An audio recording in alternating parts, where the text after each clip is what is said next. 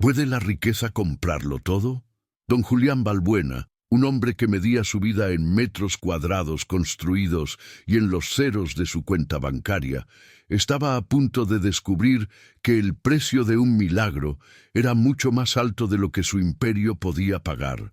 Su mundo era el ático más lujoso de Madrid, un palacio de cristal y acero con vistas al distrito financiero, pero esta mañana esas ventanas del suelo al techo solo enmarcaban su fracaso. El silencio en la habitación era tecnológico, roto, solo por el zumbido de monitores médicos de última generación, todos importados, todos inútiles. El aire olía a antiséptico y a ozono filtrado, un ambiente estéril donde el calor humano no se atrevía a entrar. Julián observaba a su hijo, Mateo, de 10 años, sentado en una silla de ruedas de titanio, con la mirada perdida en una oscuridad que ningún especialista había podido penetrar. La escena se desarrollaba en los jardines de una clínica oftalmológica de élite en Barcelona. Un último intento, desesperado, que había costado más de 300.000 euros. El aire de invierno era nítido y olía a pino y tierra húmeda, pero Julián no lo notaba. Su traje de cachemira de 20.000 euros se sentía como una armadura. Estaba de espaldas a su hijo, con el teléfono pegado a la oreja, su voz un látigo de impaciencia y autoridad. «No me importa el protocolo experimental, doctor. Los resultados son los mismos. Nada», gruñía, su rostro tenso, las venas marcadas en su sien. La humillación no venía de la falta de dinero, sino de su absoluta impotencia. Había construido rascacielos, pero no podía devolverle la luz a los ojos de su propio hijo. Mateo permanecía inmóvil, sus ojos abiertos pero vacíos. Una muñeca de porcelana rota por una tragedia que su padre se negaba a nombrar. Fue entonces cuando la vio, una niña, salida de la nada, como un pequeño fantasma entre los setos cuidados. No tendría más de 8 años. Sus ropas estaban gastadas, un abrigo demasiado grande para su cuerpo delgado, pero limpio. Su cabello oscuro estaba enmarañado, pero sus ojos eran enormes, castaños y alarmantemente perceptivos.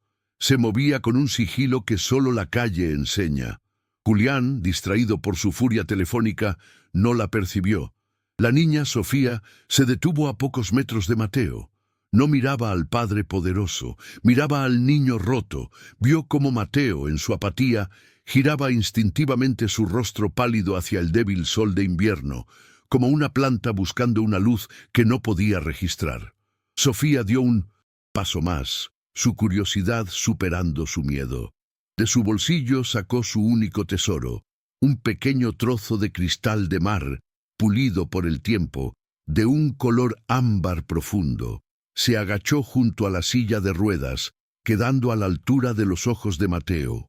Julián seguía discutiendo, ajeno al momento sagrado que estaba a punto de profanar. Con una delicadeza que contrastaba con la dureza del entorno, Sofía levantó el cristal y lo colocó frente a los ojos cerrados de Mateo, capturando el rayo de sol. «Ve». Cristal proyectó un cálido punto de luz ámbar sobre el párpado del niño. «No puedes ver el sol», susurró ella, su voz apenas audible, «pero el sol sí puede verte a ti». El gesto fue eléctrico. Mateo, que no había mostrado una reacción voluntaria en 6 meses, que vivía en un mutismo aterrador desde la muerte de su madre, levantó lentamente su mano derecha. Sus dedos pálidos buscaron a tientas la fuente de calor. No buscó el cristal, buscó la mano de ella. Sus dedos rozaron la piel áspera y fría. En ese instante Julián colgó el teléfono, su voz muriendo en su garganta. Se giró listo para ahuyentar a la intrusa, pero se quedó congelado. No por la presencia de la niña, sino por la mano de su hijo. Mateo estaba tocando a alguien.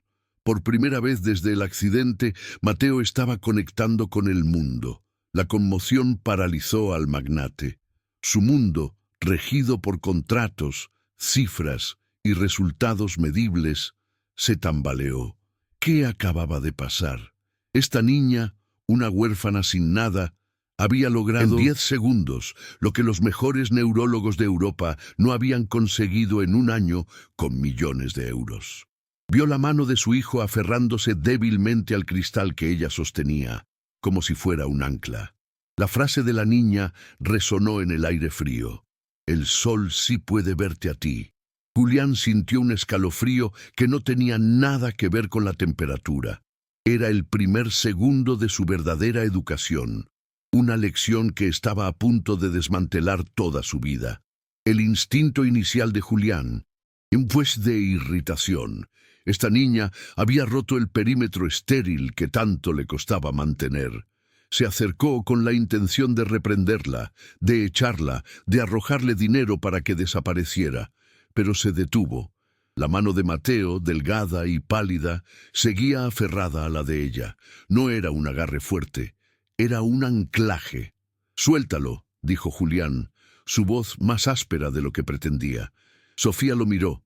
Sus ojos grandes no mostraban miedo, solo evaluación. Ella no soltó el cristal. Mateo movió la cabeza ligeramente hacia la voz de su padre y un atisbo de tensión apareció en su frente. Julián vio esa microexpresión, el primer ceño fruncido en meses, y supo que algo fundamental había cambiado. «Quiero a esta niña», dijo Julián por teléfono a su asistente legal, 20 minutos después, mientras observaba a Sofía sentada en el césped, a una distancia segura, mostrando a Mateo cómo el cristal captaba la luz. «No me importa cómo. Averigua de dónde salió. Ofréceles dinero. Tráela a Madrid hoy». Julián era una transacción. Había encontrado un nuevo especialista, uno poco ortodoxo, pero el único que había mostrado resultados. No era afecto, era desesperación disfrazada de estrategia empresarial. No entendía qué estaba pasando, pero si podía comprarlo, lo haría. La niña era ahora un activo, una herramienta de precisión que él necesitaba para arreglar a su hijo. El Hogar de la Sagrada Misericordia era un edificio gris y superpoblado en las afueras de Madrid. Julián llegó en su Bentley, creando una burbuja de riqueza obscena en la calle sucia. La directora, una mujer agotada llamada Hermana Angustias, lo recibió con recelo. Julián no perdió el tiempo. Puso sobre la mesa un cheque de 100.000 euros.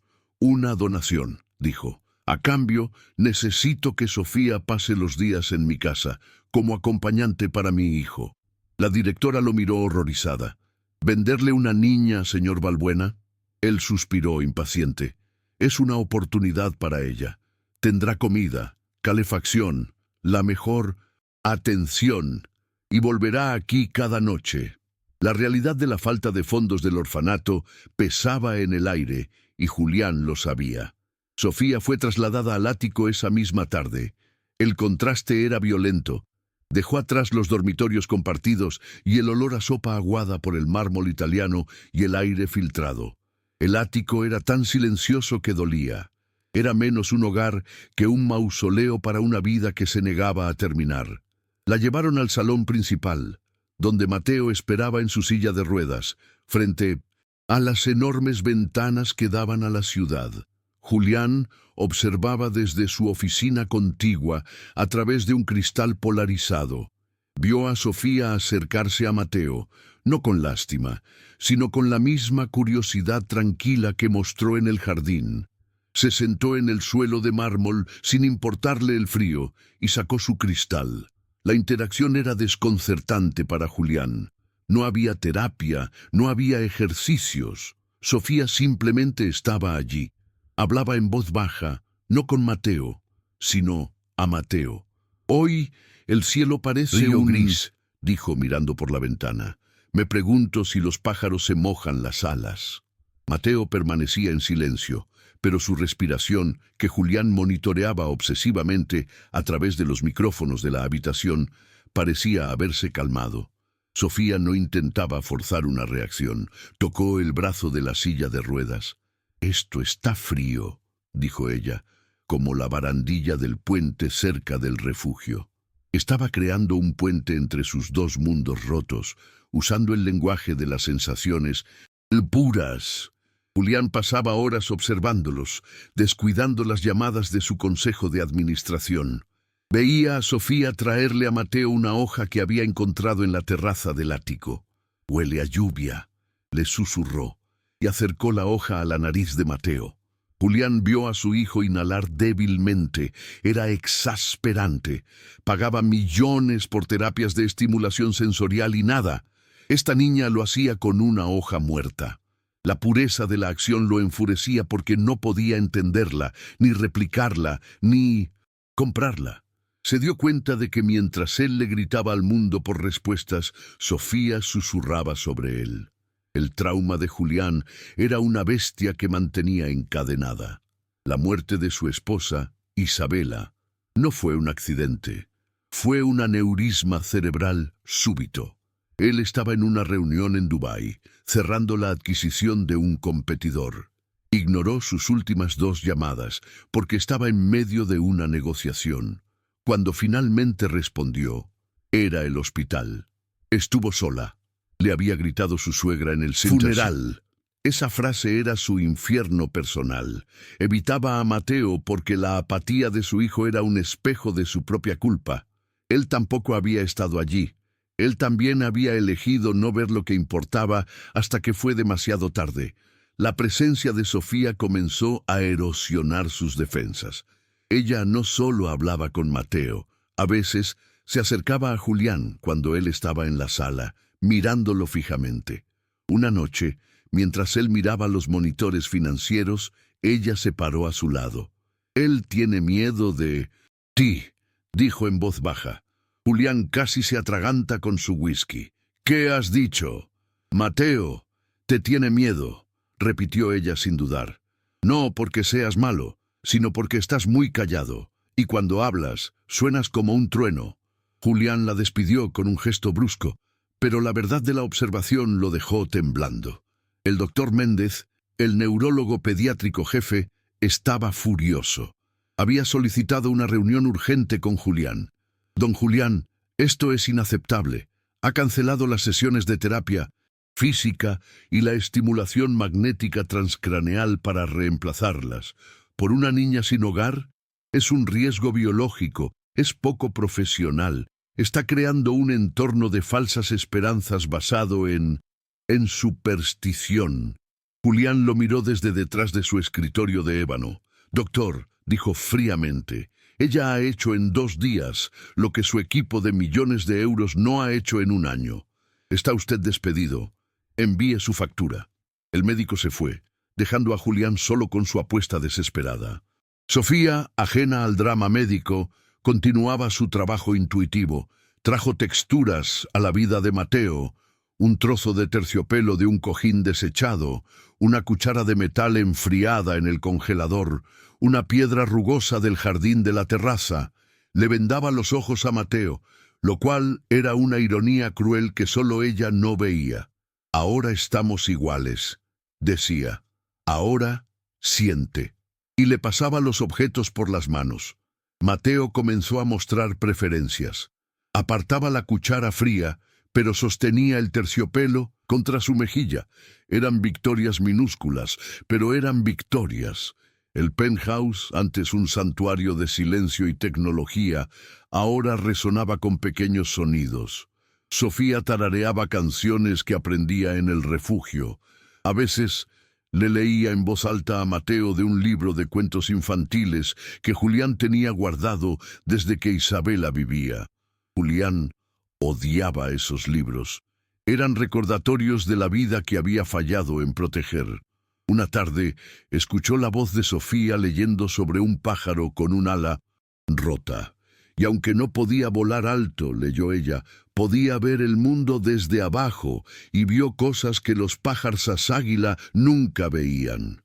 Julián comenzó a ver el patrón. Sofía no estaba tratando de curar la ceguera de Mateo. Estaba validando su oscuridad. Ella no le decía «tienes que ver», le decía «está bien no ver por ahora». Ella estaba habitando la oscuridad con él, en lugar de tratar de sacarlo a rastras hacia una luz que él no estaba listo para enfrentar. Esta revelación golpeó a Julián con la fuerza de un golpe físico. Se dio cuenta de que él era el que exigía la cura, el que necesitaba que Mateo volviera para absolverlo de su propia culpa. Pero el progreso era lento, demasiado lento para la mentalidad de Julián. Mateo sostenía objetos, comía un poco más, pero sus ojos permanecían vacíos. La impaciencia de Julián, su rasgo definitorio, regresó con fuerza. Necesitaba resultados. Empezó a presionar a Sofía. ¿Por qué no habla? ¿Por qué no me mira? ¿No se supone que lo estás ayudando? La interrogaba al final de cada día, su voz de CEO exigiendo un informe de progreso que ella no podía dar. «¡Haz que hable!», le ordenó una noche, su desesperación volviéndose cruel. Sofía se encogió bajo la presión. Ella no era una terapeuta, era una niña que había encontrado a un amigo. El ático lujoso, que al principio parecía un palacio, ahora se sentía como una prisión de cristal. La mirada de Julián ya no era protectora, era evaluadora. Se sintió como un objeto de nuevo, como el cristal que llevaba, valorada solo por lo que podía hacer por él. El miedo comenzó a apoderarse de ella. ¿Y si fallaba? ¿Qué pasaba si no podía arreglar a Mateo? ¿La devolvería al frío? La bondad intuitiva que era su don comenzó a marchitarse bajo el peso de la expectativa. La fuga no fue planeada, fue un impulso de supervivencia. Una mañana, Julián tuvo una reunión particularmente tensa con sus abogados en el ático. Sofía lo escuchó gritar sobre resultados y obligaciones contractuales. Creyó que hablaban de ella. El pánico la inundó. Mientras todos estaban distraídos, se deslizó por el pasillo de servicio, tomó el ascensor de carga hasta el garaje y salió corriendo a las calles grises de Madrid. No tomó nada, excepto su pequeño cristal ámbar. Solo quería desaparecer, volver al lugar donde las expectativas no existían, solo la supervivencia. La ausencia de Sofía fue notada en una hora. Julián la llamó. Primero con impaciencia, luego con preocupación. Cuando se dio cuenta de que se había ido, una rabia fría lo inundó. «¡Encuéntrenla!», gritó a su equipo de seguridad. Pero el impacto real vino de la habitación de Mateo. La enfermera de turno llamó a Julián. «Señor, tiene que venir, es Mateo». Julián entró corriendo a la habitación de su hijo. Mateo, que había estado tranquilo, ahora estaba en plena crisis. Se golpeaba los oídos con las palmas de las manos, meciéndose violentamente en su silla, emitiendo un gemido bajo y animal. Había sentido la ausencia de Sofía antes, que nadie. La regresión fue total e instantánea. Peor que antes. Mateo se negó a comer. Luchó contra las enfermeras. Se arrancó los monitores. Era como si la pequeña puerta que Sofía había abierto se hubiera cerrado de golpe, con un cerrojo puesto desde adentro. Julián observó, horrorizado, todo su imperio, todo su poder, toda su riqueza, y la única cosa que había funcionado era una niña de 8 años que acababa de huir de él.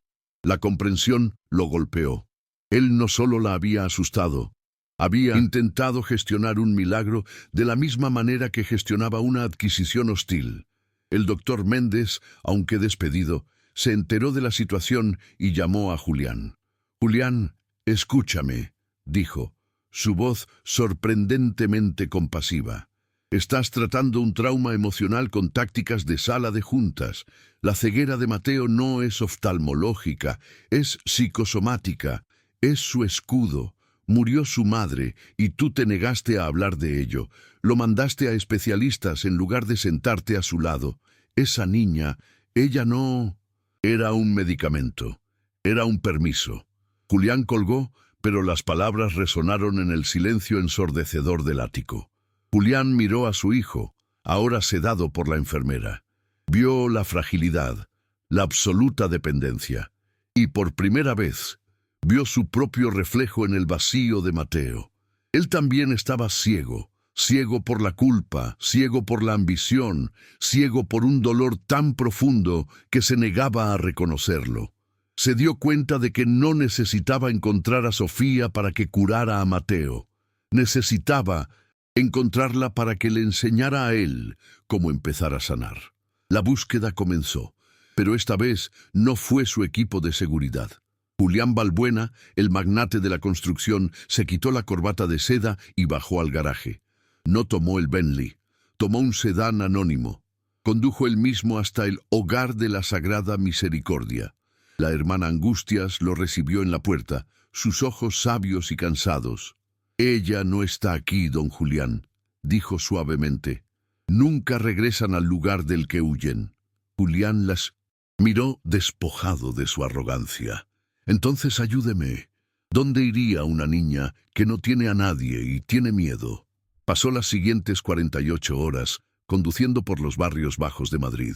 Mostró la foto de Sofía en comedores sociales, debajo de puentes y en parques fríos donde los niños de la calle se reunían. Vio un lado de la ciudad que su ático ignoraba. Vio el hambre, el frío y la desesperación. Cada niño que veía con ojos grandes y asustados era un reflejo de Sofía y un reflejo de su propia negligencia. Ya no era un CEO buscando un activo, era un hombre buscando desesperadamente una segunda oportunidad. Encontró el refugio improvisado de Sofía no en un edificio, sino en los jardines abandonados de un antiguo palacio cerca del Retiro. Un jardinero lo reconoció y le dijo que a veces veía a una niña escondida cerca de las estatuas de ángeles rotos. Julián caminó por el jardín al anochecer, el aire frío cortando su abrigo caro. La vio acurrucada detrás de un ángel de mármol temblando, su abrigo demasiado delgado, una pobre defensa contra el invierno. Estaba sucia y pálida, pero cuando levantó la vista, sus ojos seguían teniendo esa claridad feroz. Julián no se acercó con autoridad. Se detuvo a varios metros de distancia. No sabía qué decir. «Lo siento», parecía demasiado pequeño. «Vuelve» sonaba como una orden. Así que se sentó en un banco de piedra húmedo, a varios metros de ella, y simplemente esperó. El silencio se extendió entre ellos. Él, el hombre de palabras y órdenes, finalmente entendió el idioma de Sofía, el idioma de la presencia silenciosa. Esperó a que ella decidiera si él era seguro. Después de lo que pareció una hora, ella habló, su voz ronca por el frío. «Mateo está peor». Su primera preocupación no era ella misma, sino el niño que había dejado atrás. Julián asintió, la garganta apretada. «Sí, está mucho peor». Hizo una pausa, la confesión más difícil de su vida saliendo de sus labios. «Yo no sé qué hacer. Yo te necesito, no para que lo cures, sino porque no sé cómo estar con él. No sé cómo... no sé». Fue la primera vez que admitía un fracaso personal. Sofía lo observó durante mucho tiempo. Vio al hombre rico, al magnate, pero también vio algo nuevo, un hombre roto. Vio el mismo miedo en sus ojos que veía en los de Mateo. Lentamente, muy lentamente, se puso de pie. No caminó hacia él, sino que pasó a su lado, en dirección a la salida del parque. Julián contuvo la respiración. ¿Estaba yendo de nuevo? Ella se detuvo en la puerta de hierro forjado y miró hacia atrás. «Entonces vamos», dijo ella. «Se está haciendo tarde y odia la oscuridad». El viaje de regreso al ático fue en silencio, pero era un silencio diferente. No era el silencio estéril de antes, ni el silencio tenso de la negociación. Era un silencio de tregua. Cuando llegaron, Julián no la envió a la habitación de Mateo. La llevó a la cocina, le preparó un plato de sopa caliente con sus propias manos torpes y esperó a que terminara. No hablaron de lo que pasaría, simplemente existieron en el mismo espacio, dos supervivientes de diferentes naufragios, aprendiendo a confiar en tierra firme. Mientras tanto, en la habitación de Mateo, la crisis continuaba. La sedación estaba desapareciendo y la agitación regresaba. La enfermera estaba preparando otra dosis. Julián entró, seguido de cerca por Sofía. «Espere», le dijo Julián a la enfermera. La enfermera protestó, pero Julián fue firme. «Fuera, por favor». La enfermera salió, dejando a los tres solos en la penumbra de la habitación, con el único sonido de la respiración agitada de Mateo y el zumbido de los monitores que Julián había olvidado apagar. Mateo estaba en la cama, no en su silla. Se frotaba los ojos con tanta fuerza que sus nudillos estaban blancos. Susurraba una y otra vez una letanía de pánico. «No veo, no veo, está oscuro, está todo oscuro». Era la primera vez que verbalizaba su estado. Julián dio un paso adelante, su instinto de arreglarlo tomando el control. «Mateo, estoy aquí, papá está aquí, deja de frotarte, te harás daño». Su voz, aunque pretendía ser tranquilizadora, salió con su autoridad habitual, y Mateo solo se agitó más, gritando: «¡Oscuro! ¡Oscuro!». Julián dio un paso adelante, su instinto de arreglarlo tomando el control. «Mateo, estoy aquí, papá está aquí, deja de frotarte, te harás daño». Su voz, aunque pretendía ser tranquilizadora, salió con su autoridad habitual, y Mateo solo se agitó más, gritando: «¡Oscuro! ¡Oscuro!». El pánico del niño aumentó. Su respiración se convirtió en un jadeo. La intervención de Julián, como todas las intervenciones médicas, era un asalto. Era la lógica tratando de razonar con el trauma, y el trauma estaba ganando la batalla. Vio el terror puro en la cara de su hijo, una cara que no podía verlo, y sintió como la impotencia lo ahogaba de nuevo, fría y familiar. Fue entonces cuando Sofía se movió, no hacia Julián, sino hacia Mateo. Ignoró por completo al hombre más poderoso de la habitación. Se subió ligeramente al borde de la gran cama, su peso apenas hundiendo el colchón de lujo. Mateo seguía en su crisis, sus manos frotando sus ojos, como si intentara borrar el mundo que no podía ver. Julián estaba a punto de decirle a Sofía que se apartara, que llamaría a la enfermera, que esto era demasiado, pero ella levantó una mano, pidiéndole silencio sin mirarlo. Y por primera vez en su vida, Julián Balbuena obedeció una orden silenciosa de una niña de 8 años. Sofía no intentó consolar a Mateo. No usó palabras suaves ni promesas vacías. Hizo algo mucho más valiente. Con una suavidad que desmentía su fuerza, tomó las muñecas de Mateo. Sus pequeñas manos se cerraron alrededor de los brazos del niño, deteniendo el movimiento frenético y autodestructivo. Mateo luchó por un segundo, su cuerpo rígido de pánico, pero el agarre de Sofía era firme, un ancla en su tormenta. Él se congeló, sus manos suspendidas en el aire, sus ojos ciegos y apretados. La habitación se quedó en un silencio tenso, roto solo por los sollozos secos y aterrorizados de Mateo. En esa quietud cargada, Sofía se inclinó cerca de la oreja de Mateo, pero sus palabras fueron lo suficientemente altas para que Julián las oyera. Cada sílaba aterrizó en el silencio del ático como una piedra rompiendo un cristal. «Estás ciego», dijo ella, no con lástima, sino con una claridad devastadora, «porque tu padre no te deja llorar». La frase fue una bomba. No fue una acusación, fue un diagnóstico. Un diagnóstico que ningún especialista se había atrevido a hacer. Un diagnóstico que apuntaba no a los ojos de Mateo, sino directamente al corazón blindado de Julián. El tiempo pareció detenerse. Julián sintió la sangre drenarse de su rostro. Las palabras de la niña lo golpearon físicamente, como si le hubieran quitado el aire. ¿Qué has dicho?», susurró, aunque la había oído perfectamente. Sus oídos zumbaban. Miró a esta niña, esta huérfana que había traído a su casa como una herramienta, y ella acababa de desmantelar toda su existencia, toda su fachada de control. Vio el perfil de Sofía, sereno, sosteniendo a su hijo. Ella no lo miró. Su trabajo no era con él. Su trabajo era con la verdad, No te deja llorar, repitió ella más suavemente a Mateo. Y luego, por primera vez esa noche, giró su rostro hacia Julián. Sus ojos grandes y perceptivos no contenían juicio, solo una profunda e insondable tristeza. Lo estaba viendo, no al magnate, sino al hombre aterrorizado que se escondía detrás del dinero.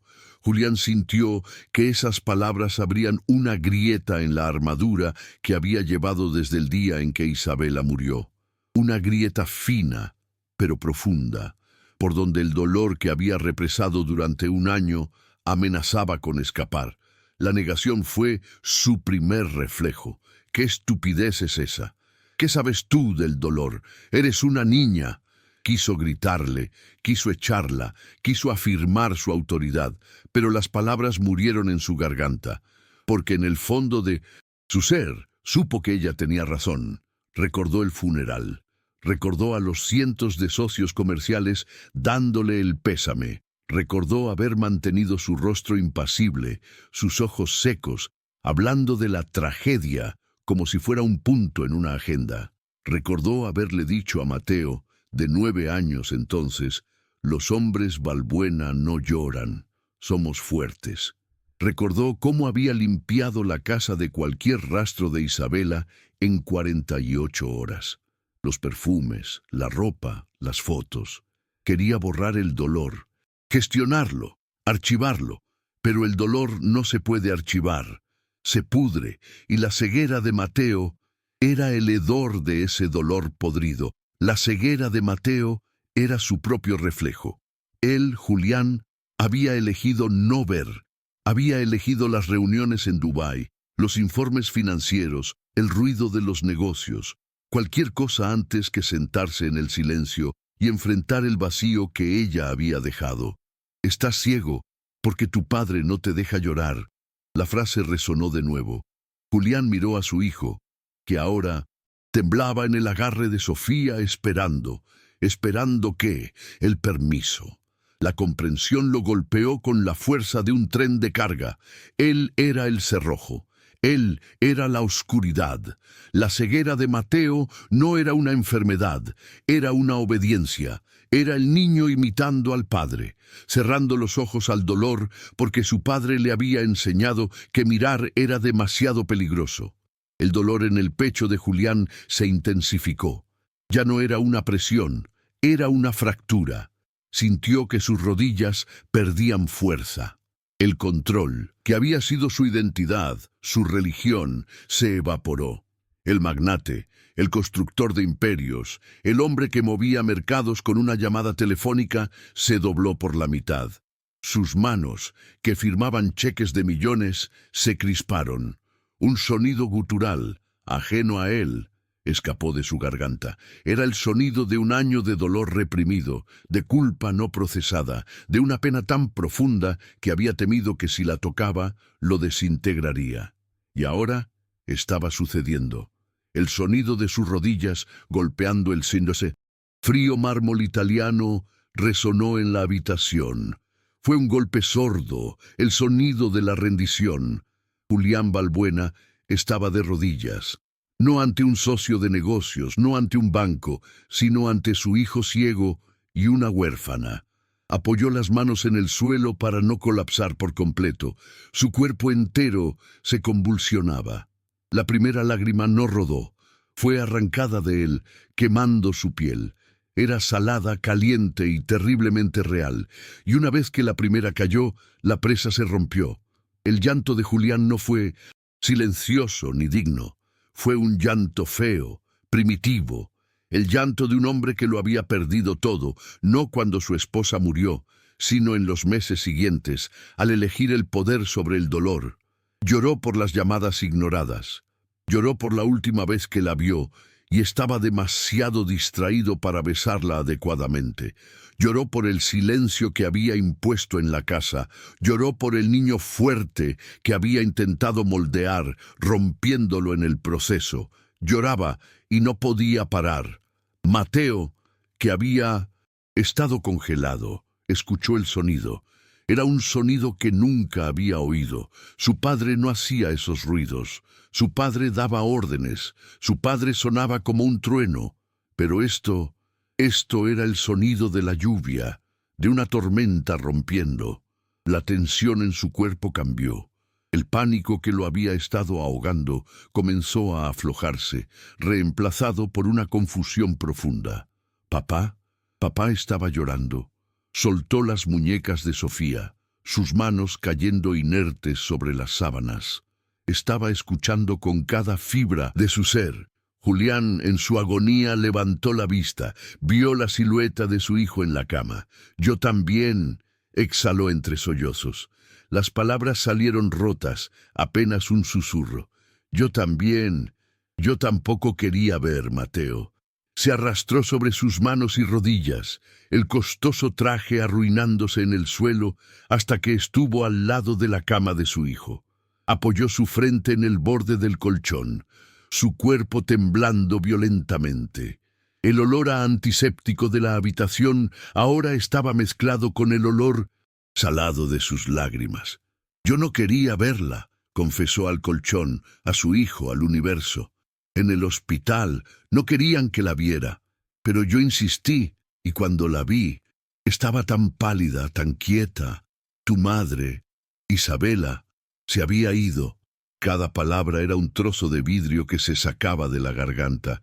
«Yo debería haber estado allí, Mateo. Ella me llamó 2 veces esa mañana, y yo estaba en una maldita reunión. Estaba cerrando un trato, un edificio, un montón de ladrillos». La confesión completa salió a borbotones, incoherente y devastadora. «Pensé que si no hablaba de eso, desaparecería. Pensé que si seguíamos adelante, si éramos fuertes, sanaríamos. Pero te enfermé, te hice esto». Levantó la cabeza, su rostro desfigurado por el llanto, las lágrimas corriendo por sus mejillas y goteando sobre su camisa de seda.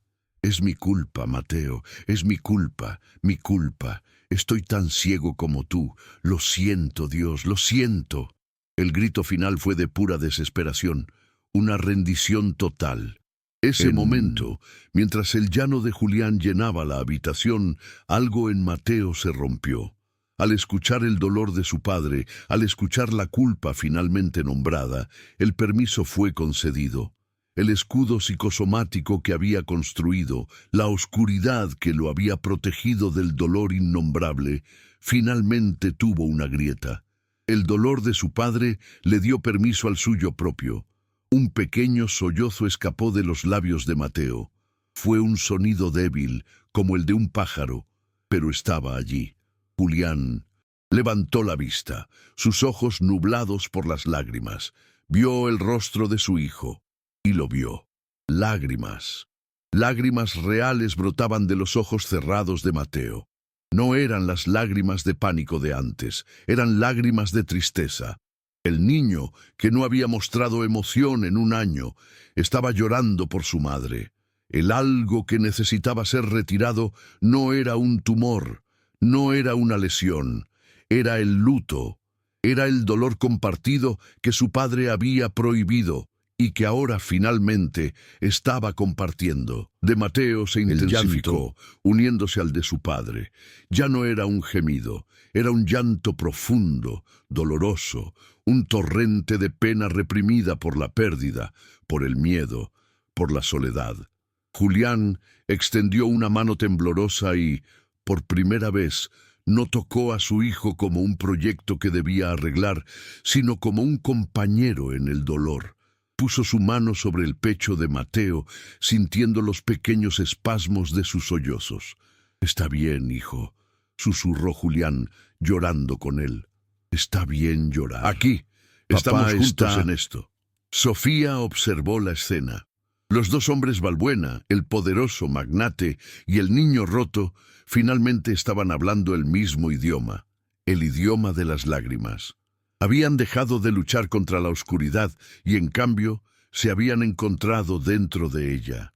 El ático, antes un lugar de silencio estéril y tecnología fría, estaba ahora lleno del sonido más humano posible, el sonido del duelo. La tensión que había oprimido la casa durante un año finalmente se rompió, lavada por el torrente de una pena compartida. El llanto continuó durante mucho tiempo. No había nada más que decir. Julián permaneció arrodillado junto a la cama, su mano sobre el corazón de su hijo, sus propios sollozos disminuyendo lentamente hasta convertirse en un temblor silencioso. Mateo también se estaba calmando, su respiración agitada volviéndose más profunda, su cuerpo finalmente relajado, agotado por la liberación emocional. El aire en la habitación se sentía diferente, más ligero, más limpio, como el aire después de una tormenta eléctrica que dura toda la noche. Finalmente, el silencio regresó, pero era un silencio nuevo. No era el silencio opresivo de antes, era un silencio de agotamiento, de alivio, de espacio vacío listo para ser llenado. Julián levantó la cabeza, limpiándose la cara con el dorso de la mano, sintiéndose completamente expuesto, vulnerable y, extrañamente, en paz. Miró a Sofía, que seguía sentada en el borde de la cama, observándolos con una calma que parecía antigua. Ella era la partera de este renacimiento doloroso. Sofía le dedicó una pequeña, casi imperceptible sonrisa. Luego, su atención volvió a Mateo. El niño estaba acostado, sus ojos aún cerrados, pero su rostro ya no estaba tenso por el pánico. Estaba tranquilo. Las lágrimas habían cesado, dejando rastros húmedos en sus sienes y su cabello. Sofía se inclinó hacia él. Julián la observó, conteniendo la respiración, sin saber qué esperar. Ya no intentaba controlar nada, solo estaba presenciando. Con una ternura infinita, Sofía levantó sus manos. Eran manos pequeñas, ásperas por el frío de la calle, pero se movían con la certeza de un sanador. Las colocó suavemente sobre los ojos de Mateo, cubriéndolos por completo. Sus palmas apenas rozaban sus párpados, bloqueando cualquier luz residual que pudiera filtrarse en la habitación oscura. Era un gesto de protección, un gesto de cierre, como si estuviera sellando la curación que acababa de ocurrir. «Ya pasó», susurró ella, tan bajo que Julián apenas pudo oírla. «El dolor salió, ya no necesitas esconderte». Mateo suspiró bajo sus manos, un sonido de profunda rendición. Julián sintió que su propio corazón se calmaba, latiendo al unísono con la respiración de su hijo. Observó las manos de la niña sobre los ojos de su hijo, una imagen que se quemaría en su memoria para siempre. La pureza tocando el trauma. Sofía mantuvo sus manos allí durante un largo minuto. La habitación estaba en una quietud absoluta. Julián podía oír el zumbido distante del tráfico de Madrid, muy por debajo de ellos, pero dentro del ático, el mundo se había detenido. Era un momento sagrado, un bautismo en la oscuridad. Luego, tan lentamente como las había puesto, Sofía comenzó a retirar sus manos. Las deslizó hacia abajo por las mejillas húmedas de Mateo y luego las dejó descansar sobre las sábanas. Los ojos de Mateo permanecieron cerrados por un segundo más. Luego parpadearon. Una vez, dos veces. Las pestañas, húmedas de lágrimas, se pararon. Julián dejó de respirar. No esperaba un milagro. No esperaba que su hijo viera perfectamente. Después de la confesión casi no importaba.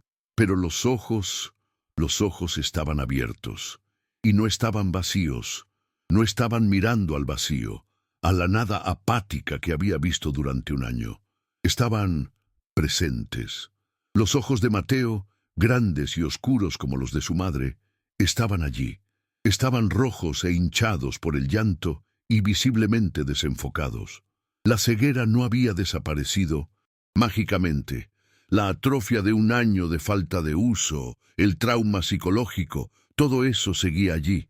Pero había una diferencia crucial. Se estaban moviendo, estaban buscando, estaban vivos. La luz de la luna que se filtraba por las ventanas se reflejaba en sus pupilas dilatadas. Los ojos borrosos de Mateo se movieron por la habitación, pasaron por la silueta de Sofía y luego se movieron hacia el sonido de la respiración contenida. Se movieron hacia la forma arrodillada junto a su cama. Se detuvieron en la figura de su padre. Julián vio cómo los ojos de su hijo luchaban por enfocar, por dar sentido a la forma que tenían delante. Vio la confusión y luego el reconocimiento. El reconocimiento no de una forma, sino de una presencia. Julián extendió su mano, sin atreverse a tocarlo, su mano temblando en el aire entre ellos. Los ojos de Mateo siguieron el movimiento borroso. Se fijaron en el rostro de su padre, un rostro que no había visto en un año, un rostro ahora devastado por el llanto y la esperanza. Mateo abrió la boca. Sus labios estaban secos. Intentó hablar. Un sonido áspero salió primero y luego la palabra, la única palabra que importaba en el universo. Papá. El sonido atravesó a Julián, más profundo que el llanto, más agudo que el dolor. Fue una redención. Mateo lo estaba mirando. Borroso, sí. Confundido, sí. Pero lo estaba mirando y lo había llamado. Julián soltó el último aliento de dolor que le quedaba y extendió la mano, esta vez tocando la mejilla de su hijo. «Estoy aquí, Mateo», susurró su voz rota. «Estoy aquí». Mateo cerró los ojos y se inclinó hacia el tacto de su padre, un gesto simple que significaba que todo había terminado y que todo estaba a punto de comenzar. La palabra «papá» colgaba en el aire, redefiniendo el espacio. No fue un grito, fue un descubrimiento. Julián sintió esa sílaba como un ancla física, deteniendo su larga caída en la culpa. Su mano en la mejilla de Mateo temblaba. Vio cómo los ojos de su hijo parpadeaban de nuevo, tratando de mantener el foco. Era evidente que la visión era un esfuerzo, una herramienta oxidada que apenas comenzaba a moverse. Pero se movía. La conexión estaba restablecida. No solo visualmente, sino espiritualmente. El niño había visto el dolor de su padre, y el padre había aceptado la oscuridad de su hijo. Sofía, desde su lugar en la cama, no dijo nada. Había cumplido su propósito. Había sido el catalizador, la llave que abría las dos cerraduras que se bloqueaban mutuamente. Observó cómo Julián ahora se inclinaba más cerca, su rostro a centímetros del de Mateo. «Puedes verme, ¿verdad, hijo?», preguntó Julián, su voz llena de un temor reverente. Mateo no respondió verbalmente. Solo levantó su mano, la misma mano que había tocado el cristal de Sofía en el jardín, y la movió torpemente hacia el rostro de su padre. Sus dedos rozaron la barba incipiente de Julián, la piel húmeda de lágrimas. Era un gesto de confirmación. Estaba tocando lo que veía borrosamente. Julián cerró los ojos, saboreando el contacto. Era la primera vez que su hijo lo tocaba voluntariamente desde antes de la muerte de Isabela. El toque era una absolución. Era el perdón que no sabía que estaba buscando. En ese momento, el imperio Balbuena, los rascacielos, las cuentas bancarias, todo se disolvió. Solo existía esa pequeña mano en su rostro. La puerta de la habitación se abrió con un leve crujido. Era la enfermera, que había esperado un tiempo prudencial, y al oír el silencio, temía lo peor. Entró una jeringa en la mano, lista para sedar al niño. Se detuvo en seco al ver la escena, el magnate arrodillado, llorando silenciosamente, mientras su hijo le tocaba la cara. El niño, despierto y tranquilo, y la niña de la calle, sentada como una guardiana al borde de la cama. La enfermera dejó caer la jeringa sobre una bandeja de metal. El ruido metálico resonó con estrépito. Julián se giró, sus ojos rojos, pero su voz firme. «Está bien», dijo. «Cancele la sedación, cancele todo». Miró los monitores que aún zumbaban, midiendo el pulso y la respiración. «Apague esas cosas, todas ellas, sáquelas de aquí». La enfermera, atónita, solo pudo asentir. Comenzó a apagar las máquinas, y con cada pitido que se silenciaba, la habitación se volvía más humana. El silencio tecnológico reemplazado por la respiración tranquila de 3 personas. El ático dejaba de ser una UCI para convertirse en un dormitorio. Mateo siguió los movimientos de la enfermera con sus ojos desenfocados, su cabeza girando. La luz de un monitor al apagarse lo hizo parpadear. ¡Luz!, susurró su voz áspera por el desuso. Julián se volvió hacia él. ¿La luz te molesta? Mateo parpadeó de nuevo, asintiendo levemente. Era demasiada información sensorial después de un año de oscuridad autoimpuesta. Julián se levantó, sus piernas entumecidas, y fue hacia el interruptor. No encendió más luces. Atenuó las que quedaban, dejando la habitación casi en penumbra, iluminada solo por el resplandor de la ciudad de Madrid, desde abajo. ¿Mejor?, preguntó Julián. Mateo suspiró, sus ojos relajándose. Julián volvió al lado de la cama. Ya no se arrodilló. Se sentó en el borde, frente a Sofía, con Mateo entre ellos. Los 3 formaban un triángulo de supervivientes. Julián miró a Sofía. La gratitud que sentía era tan inmensa que no tenía palabras para expresarla. ¿Cómo se le da las gracias a alguien que te ha devuelto el alma? Él simplemente extendió su otra mano, la que no tocaba a Mateo, y la puso sobre la de Sofía, que descansaba en la sábana. Ella lo miró, y él vio en sus ojos la sabiduría de una vida que había visto demasiado. Ella no sonrió, simplemente aceptó el gesto, aceptó su gratitud, su rendición, su transformación. Sus 3 manos estaban ahora conectadas sobre la cama, la del magnate roto, la del niño que regresaba y la de la huérfana que los había guiado a casa. Era una nueva familia, forjada no en la sangre ni en la ley, sino en el dolor compartido y la curación mutua. Mateo, sintiendo la conexión de las manos, movió su propia mano desde la cara de su padre y la puso sobre el montón de manos. Los 4 apéndices estaban ahora juntos.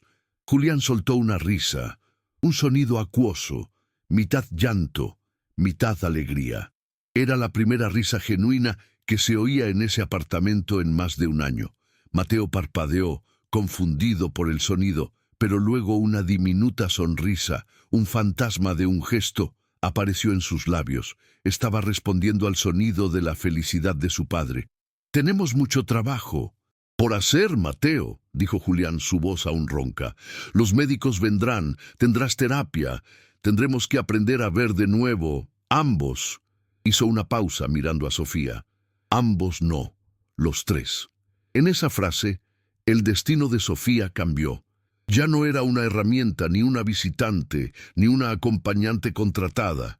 Era parte de la ecuación. Era el pilar fundamental. Julián lo supo en ese instante. No podía dejarla ir. Nunca. El clímax había pasado. La gran tormenta emocional había amainado tras de sí, dejando una devastación que era en realidad una limpieza. El terreno estaba arrasado, pero ahora algo nuevo podía crecer. El silencio que siguió no fue tenso. Mateo, agotado por el llanto y el esfuerzo de ver, comenzó a respirar profundamente. Sus ojos se cerraron, pero esta vez no era una huida. Era el sueño natural y sanador de un niño que finalmente se sentía seguro en su propia casa. Julián observó a su hijo dormir. Vio la paz en su rostro, una paz que no había visto desde que Isabela vivía. El dolor de la pérdida seguía allí, una cicatriz permanente en su corazón, pero ya no era una herida infectada. Ahora era solo una cicatriz, un recordatorio del amor, no de la culpa. Se dio cuenta de que el algo que necesitaba ser retirado no era solo el luto, sino su orgullo, su incapacidad para admitir que no podía controlarlo todo, que necesitaba ayuda, que estaba roto. Sofía retiró su mano suavemente de debajo de la de Julián. Se bajó de la cama. Julián la miró. Un pánico momentáneo. ¿Te vas? Ella negó con la cabeza. Solo voy a buscar agua. Él asintió, relajándose. Ella caminó hacia la puerta, sus pies descalzos silenciosos sobre el mármol.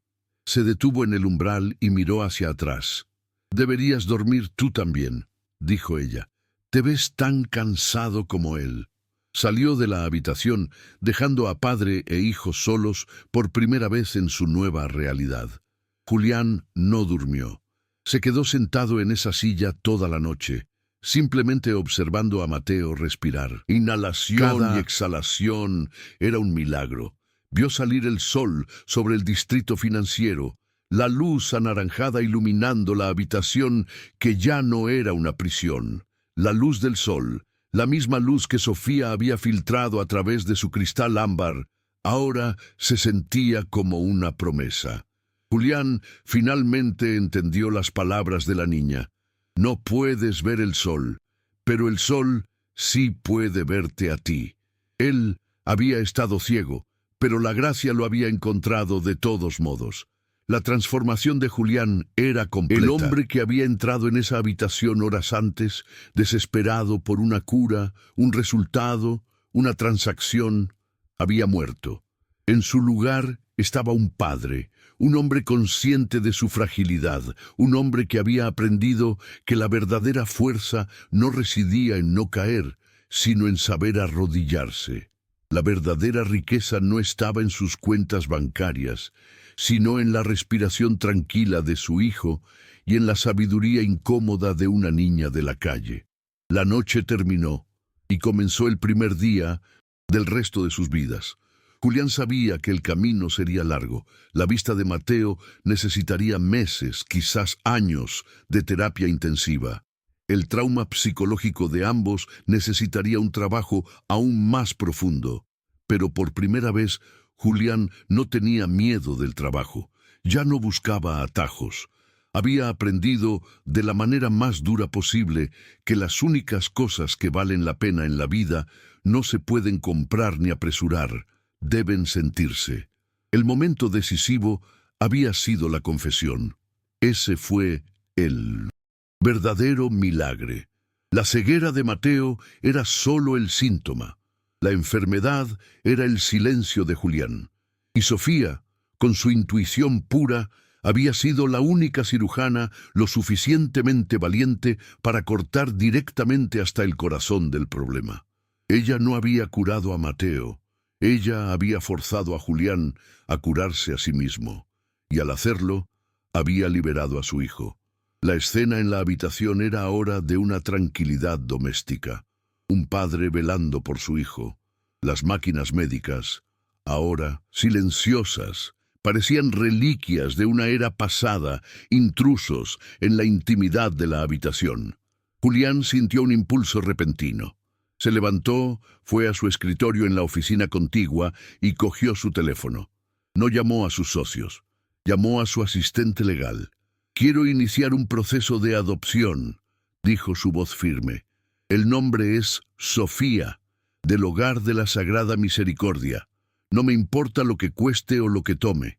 Hazlo». Colgó el teléfono. No había duda en su mente. No era una recompensa. Era caridad. Era necesidad. La necesitaba tanto como necesitaba a Mateo. Ella era el equilibrio, el recordatorio constante de la verdad. Ella era el ancla que los mantendría a ambos, a él y a Mateo, arraigados en la realidad emocional que acababan de descubrir. Sofía regresó con un vaso de agua. Se lo ofreció a Julián. Él lo tomó, sus manos aún temblando ligeramente. Bebió. Era solo agua, pero se sintió como el primer trago de aire fresco después de ahogarse. «Gracias», dijo. Ella sentó en el suelo, apoyando la espalda en la cama de Mateo, como si montara guardia. Julián volvió a sentarse en su silla. No hablaron más. No necesitaban hacerlo. Los tres estaban juntos, en silencio, esperando el amanecer.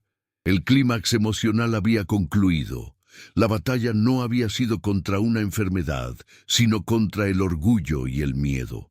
Y la victoria no fue una cura milagrosa, sino algo mucho más profundo, una conexión restablecida. La visión de Mateo era secundaria al regreso de su alma, y el regreso de Julián de su propio exilio autoimpuesto. La luz del sol ahora llenaba la habitación. Mateo se movió en la cama, sus párpados temblando. Abrió los ojos. La luz era brillante. Parpadeó, desorientado. Vio la forma borrosa de su padre en la silla. «Papá», susurró de nuevo, esta vez como una pregunta, asegurándose de que no había sido un sueño. Julián se inclinó hacia adelante, sonriendo con lágrimas frescas en los ojos. «Estoy aquí, Mateo. No me voy a ninguna parte». Mateo giró y vio la pequeña figura de Sofía en el suelo. Ella lo saludó con la mano. Él levantó la suya, un saludo débil de vuelta. Julián miró entre los dos niños, su hijo, renacido al mundo, y su futura hija, la niña que le había enseñado a un magnate el verdadero significado del valor. El ático de lujo, antes un símbolo de poder y aislamiento, finalmente se había convertido en un hogar. La curación acababa de comenzar. La primera luz del amanecer inundó el ático, pero esta vez no se sintió como un intruso. Julián, que no había dormido, observó cómo el sol teñía de oro el mármol. Su cansancio era profundo, pero no era el agotamiento estéril de la preocupación. Era el agotamiento de una batalla ganada, una catarsis. Cogió su teléfono, no para revisar las acciones, sino para cancelar su agenda. «Indefinidamente», le dijo a su asistente, su voz tranquila. «Y por favor, contacte a una compañía de mudanzas». «No, no nos mudamos. Quiero que saquen todo el equipo médico. Hoy». Era su primera decisión como un hombre nuevo, vaciar la casa de la enfermedad para dejar espacio a la vida. En cuestión de horas, el ático se transformó. Hombres uniformados desmontaron en silencio los monitores, las máquinas de estimulación, la cama hospitalaria y la silla de ruedas de titanio. Con cada pieza de tecnología que salía por la puerta, la opresiva atmósfera de UCI se disipaba. Julián hizo que abrieran todas las ventanas, dejando que el aire frío y fresco de Madrid circulara por primera vez en un año. El silencio ya no era tecnológico, era el silencio natural de una casa a la espera de ser llenado. Sofía y Mateo observaban desde el sofá, Mateo parpadeando ante la luz del sol que ahora entraba sin filtros, su visión aún una mancha borrosa de color y movimiento. El siguiente paso fue el más difícil. Julián llamó al doctor Méndez, el hombre que había despedido con tanta arrogancia. «Doctor», dijo Julián, sin rastro de orgullo en su voz, «le debo una disculpa. Tenía usted razón». Hubo un silencio en la otra línea. «No necesito sus máquinas, doctor. Necesito su consejo. Necesito al mejor terapeuta de duelo de España. No para mi hijo, para mí». Fue la admisión de que la curación de Mateo dependía directamente de la suya. Programó una cita, no para el ático, sino para la consulta del terapeuta, un viaje que tendría que hacer él mismo. Las primeras sesiones de terapia de Julián fueron un desastre de silencios incómodos y respuestas empresariales. El terapeuta, un hombre amable, llamado doctor Ríos, simplemente esperaba. «¿Cómo se siente con la muerte de su esposa, Julián?» «Fue una tragedia», respondía Julián. «El impacto en el patrimonio fue...» «No le pregunté por el patrimonio, Julián». Y en la tercera sesión, la fachada se rompió. Julián habló de su miedo no a la muerte, sino a la vida. Su miedo a ser un padre solo, su terror a fallarle a Mateo, su culpa por sentir alivio de que las llamadas de negocios fueran más fáciles que las conversaciones emocionales.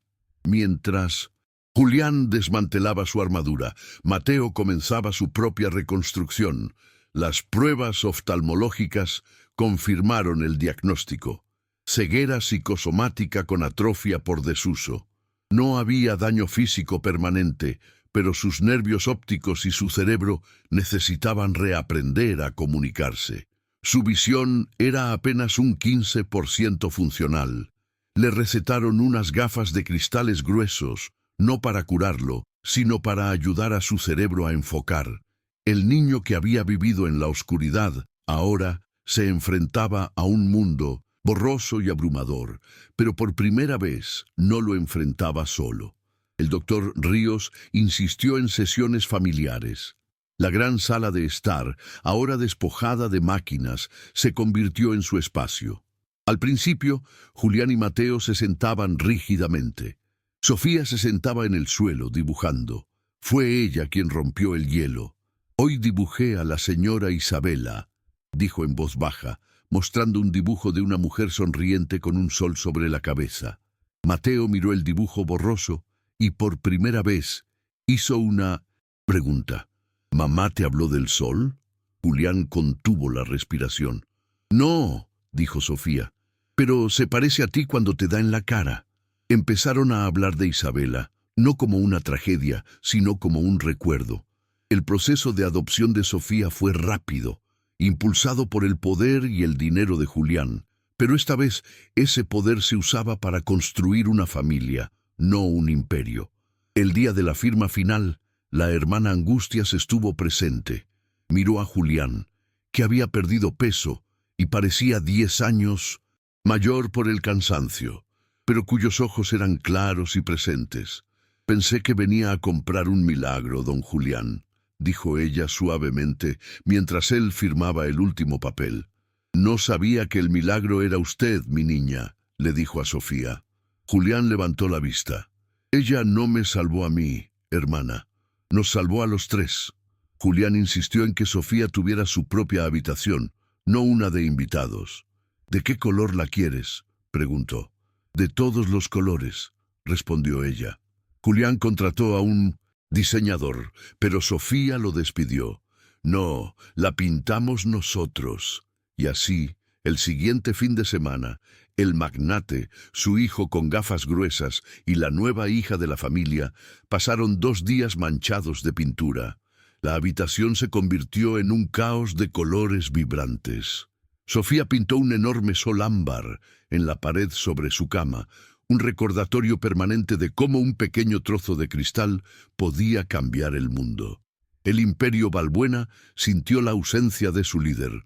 Julián seguía siendo el dueño, pero ya no era el operador. Las llamadas se desviaban, las reuniones se posponían y luego se cancelaban.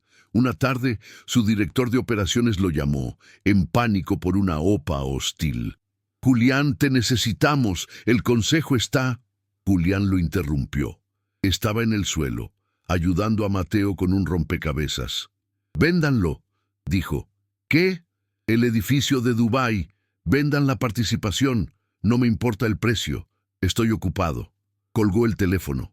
El sonido del silencio en la otra línea fue la ovación de su nueva vida. Julián descubrió la cocina. La impecable cocina de acero que antes solo usaba el personal se convirtió en su laboratorio. Su primer intento de hacer una tortilla de patatas fue un desastre carbonizado.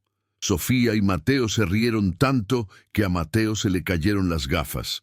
Julián los miró con el delantal manchado y el orgullo herido, y luego se encontró riendo con ellos. Una risa profunda, de vientre, que no había usado en décadas. Pidieron pizza, la comieron en el suelo de mármol y fue la mejor comida que Julián había probado en su vida. El ático ya no era un mausoleo. La vida había regresado ruidosamente. Mateo, como parte de su terapia sensorial, había comenzado a tocar el piano de cola de Isabela. Lo tocaba terriblemente mal, sus dedos torpes golpeando las notas equivocadas, pero el sonido de sus intentos llenaba el apartamento. Se mezclaba con la voz de Sofía, leyendo en voz alta o discutiendo con Julián sobre por qué las matemáticas eran inútiles. Eran los sonidos de una familia normal, caótica y perfectamente imperfecta. El progreso de Mateo fue lento y frustrante, pero constante. Un día, 6 meses después del clímax, estaba sentado en la terraza, leyendo un libro de cuentos, sus ojos a centímetros de la página, sus gafas gruesas resbalando por su nariz. Sofía estaba sentada frente a Jim. Él levantó la vista, parpadeó, y el mundo, por un instante, hizo clic en un foco nítido. Miró a Sofía. «Tienes pecas», dijo. con una maravilla silenciosa. Primeras palabras que no se referían al dolor o la necesidad, eran una observación. Sofía sonrió. «¿Y tú tienes el pelo de tu padre?» Sofía floreció. Dejó de ser el fantasma silencioso que se movía por los bordes. Ahora era Sofía Balbuena. Tenía opiniones firmes. Discutía con Julián sobre su hora de dormir, sobre la ropa que él elegía para ella, sobre la injusticia del mundo. Julián atesoraba cada discusión. Cada vez que ella le respondía con confianza, era una victoria. Era la prueba de que se sentía segura, de que se sentía en casa, de que ya no era una huérfana asustada esperando ser despedida si fallaba. Pero Julián no olvidó de dónde venía ella. No olvidó el frío del hogar de la Sagrada Misericordia. Su donación inicial de 100.000 euros parecía ahora un insulto, una propina. Regresó al orfanato, pero no con un cheque. Fue con planos. Se sentó con la hermana Angustias. «No necesitan un ala nueva», dijo él. «Necesitan armas. Necesitan las mismas armas que yo necesité». Mostró los planos de una nueva instalación de vanguardia, no para camas, sino para mentes. El proyecto se convirtió en su nueva obsesión. Usó su influencia, su dinero y sus equipos de construcción, no para construir otro rascacielos sin alma, sino para crear el centro de trauma y terapia psicológica pediátrica más avanzado de España, justo al lado del orfanato. Sería gratuito. Estaría dotado de los mejores especialistas, terapeutas de arte, de música y de juego, todo lo que Julián había ignorado y que ahora entendía que era esencial. En la ceremonia de inauguración, un año después, Julián subió al podio. Miró a la multitud de donantes ricos, políticos y a los niños del orfanato. «Durante la mayor parte de mi vida, construí cosas», dijo, su voz firme. «Edificios que bloqueaban el sol. Hoy entiendo que mi trabajo no es construir muros, sino ventanas». Anunció el nombre del centro. El Centro Isabela y Sofía, para la segunda oportunidad. Un homenaje a la mujer que le dio amor y a la niña que enseñó a aceptarlo. Durante la recepción, Julián no estaba con los políticos. Estaba sentado en el suelo con un grupo de niños del orfanato, escuchando sus historias. Ya no era don Julián, el magnate. Era solo Julián, el padre de Sofía. Vio el mismo dolor, la misma resiliencia, la misma pureza en sus ojos. Entendió que su misión ya no era acumular, sino conectar. La transformación de su vida era total. Ya no vivía en el ático de Madrid. Lo había vendido. Ahora vivían en una casa grande, pero cálida en las afueras, con un jardín de verdad, uno donde Mateo y Sofía podían ensuciarse las rodillas. El dinero de la venta del ático se destinó a financiar el centro de terapia a perpetuidad. La riqueza material finalmente se había convertido en un legado emocional. Una tarde de primavera, 2 años después, la escena era casi irreconocible. Julián, con vaqueros y un jersey gastado, estaba en el jardín. Mateo, ahora de 12 años, con gafas más finas, corría detrás de un balón de fútbol. Su visión era casi del 80%. Sofía, de 10 años, intentaba robarle el balón. Julián era el árbitro.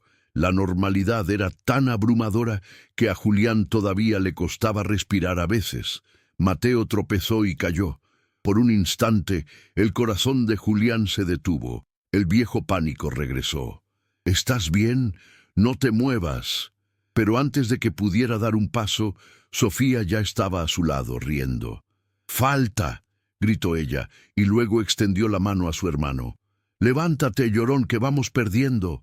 Mateo tomó su mano, se puso de pie, se limpió el barro de las rodillas y siguió corriendo. Julián se detuvo, observándolos, aprendiendo una vez más de la resiliencia que Sofía encarnaba. Julián se sentó en el porche, observando a sus hijos jugar bajo el sol poniente. Pensó en el hombre que había sido, rico, poderoso, y el hombre más pobre de España. Había estado ciego, no por una enfermedad, sino por elección. Había buscado una cura milagrosa cuando la medicina estaba en su propia casa, en las habitaciones vacías, en el dolor no procesado. La verdadera ceguera, se dio cuenta, no era la ausencia de visión, sino la ausencia de conexión. El desfecho era silencioso y profundo.